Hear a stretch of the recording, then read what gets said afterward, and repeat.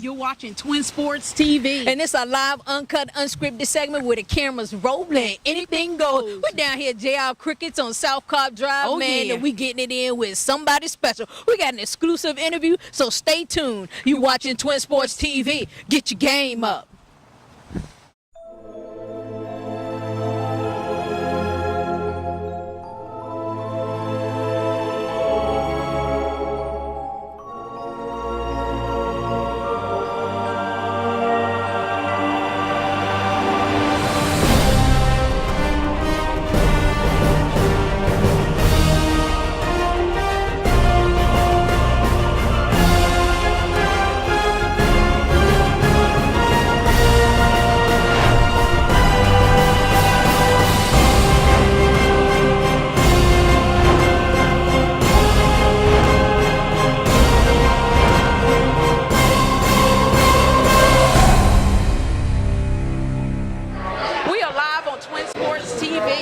And it's a live, uncut, unscripted segment where the camera's rolling. Anything goes. We're down here at JR Crickets on South Cobb Drive, man, and we getting it in with a whole lot of boxing. We got the man, we got the exclusive interview, the man with the plan, the man with the golden hands, Mr. Hardcore himself. Hey, what's your name and what's your boxing title? Amir Hardcore Mansour.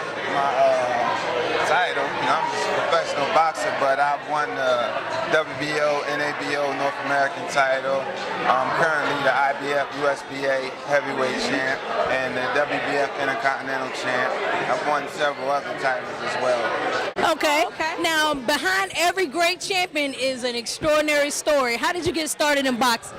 Man, I got started in boxing as a youth in a youth correctional facility, cutting up in the streets, acting crazy. And I was in a youth correctional facility. They had a boxing program there. I got in the ring one day. They beat me up. I was like the youngest guy, in the whole gym. Oh, wow. And I used to get in there with grown men. I was like 16. They send me back to the block with my nose bloody. I come back every day. And the irony of it is that I ended up, the two that used to beat me up, I ended up knocking them out. Hey, turn up. Like maybe a year later. And after that, everybody that saw me fight, they used to be like, yo, you better go pro, you better go pro. And since I was like 16, man, that's what I always wanted to do, go pro. All right.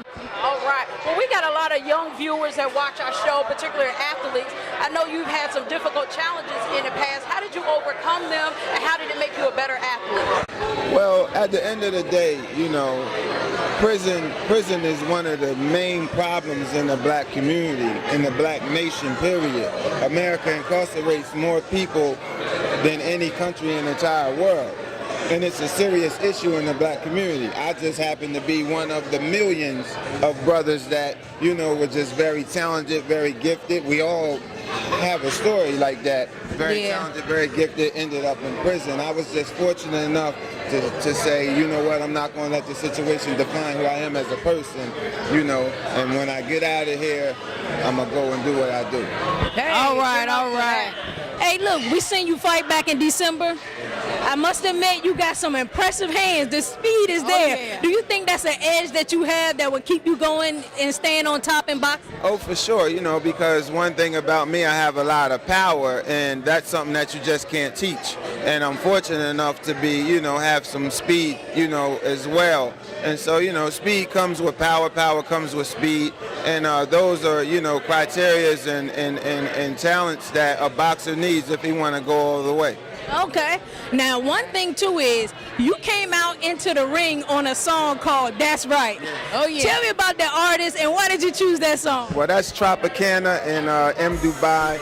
I love those guys, and they let me listen to that song. And the first time I heard that song, I said, I got to hear it in the car. That's my thing. You give me some music, I got to put it in the car and blast it. And that's what I did. And I called them up. I said, yo, I'm coming out on this song. I got to come out on this song, you know what I mean? And we just kept, corresponding and stuff like that. Their father is like one of my best friends. So we kept kicking it, and fight night, Question for you regarding youth sports. Now, there's an epidemic epidemic going around with the declining of funding for youth sports across the country. And I know with a lot of distractions and temptations that the young people have today, how important do you think youth sports are to communities?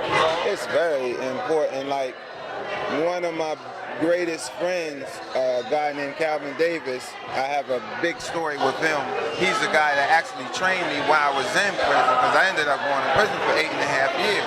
Oh. And came home 8.5 years. That's when I started winning the titles and fighting better competition. But long story short, he was, giving me a message, and he was telling me about the fact that these kids today don't enjoy their youth. We had a youth, where we had, the scope programs, the after-school programs, the track and field during the summer, all types of things we always had an opportunity to do. But these kids today, they don't have no opportunity to do nothing but play video games or Right. There you go. I hear you. Or, gang bang or something like that. All right. You're right about that. And we definitely appreciate you coming here and giving, Twin Sports TV the exclusive interview with the man, Mr. Hardcore, Amir Mansour, here on Twin Sports TV. We just want to let you know, you're watching Twin Sports TV. Get your game up. Get your game up. Woo! Mastermind. Love them, as you heard. Plenty of reason. A lot of sisters, a lot of songs. Twin Sports TV, get your game on.